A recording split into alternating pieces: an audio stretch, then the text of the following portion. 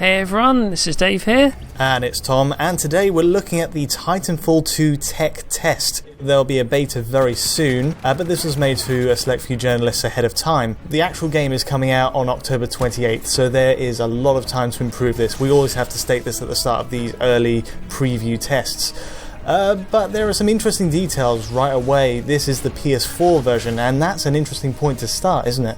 Yeah, this is the first time we've seen the Titanfall franchise running on a Sony console. So previously this series was exclusive to Microsoft, so the game premiered on the Xbox One, the platform that it was originally designed for, but also had a pretty, solid port on Xbox 360. Yeah, we were quite impressed by that at the time, but it's really the Xbox One that got the most attention because it almost defined the launch window of that console to an extent. It was potentially a big release for Microsoft, and in the back of our minds we knew it was perhaps a timed exclusive or that the sequel would eventually come to other platforms. And so it's quite interesting to see it finally running on more powerful hardware ultimately. In this case, we are seeing the loss of tearing, which was abundant in the original version, but this time we have VSync, which means, it goes up and down from 30 to 60 at points. Yeah, it's an interesting change from the original Titanfall. The thing that stands out for me here is the frame times. There's more variance this time around.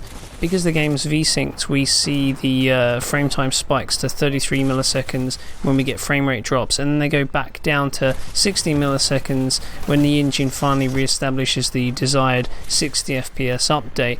And this may mean that the controls in certain situations might not feel quite as consistent as in the original game, but I guess we'll have to see when we get hands-on time with the test versions.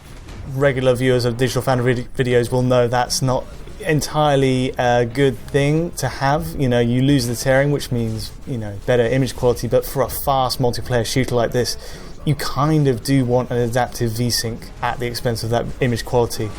But never mind, this is an early build. Things may change, as is often the case. So visually, let's look at what's going on here. There's a couple of new effects. I've noticed the lighting's much improved. Yeah, that's a massive change. The original Titanfall, the lighting could appear quite flat in a lot of locations, but with this sequel at least, there's a lot more depth to the scenery, and I notice almost like a kind of an ambient glow around certain rocks, which is reminds me of a light bounce, a kind of GI type effect. So that spruces up the presentation quite a lot compared to the original game. Right, and at this point we should say we've noticed the PS4 version running at a 900p resolution as well. 1600 by 900 according to the early tests on edges we've found. So that is already an upgrade over what we saw in the original Titanfall on Xbox One. And I'd be curious to see what actually the Xbox One version of this sequel does. We're presuming it will go for the 792p that we had before, or thereabouts, but it's actually... It looks decent. You can tell it's been upscaled from a lower resolution than 1080p. But actually, it does look very clean most of the way through. You'll only catch a little bit of the old pixel crawl on edges here and there. Yeah, it looks sharper than what we see with some of the Frostbite games running in 900p, which is good to see. So the fact that it's not running at 1080p isn't a major deal, as it is a pretty clean looking title. Yeah, equally, I'm kind of impressed by just first off, this is running on a modified Source engine as we understand it. Yep. So similar to what we had last time, but enhanced, amplified. And what we're seeing here is a lot more foliage, a lot more post effects, bloom, alpha effects are just a lot more abundant, aren't they? Just it's a far more chaotic looking game in terms of the effects going on all at once, and I think it's all the better for it. You do see some clinical elements, here and there, like the geometry, the way there's a boxiness to certain parts of it,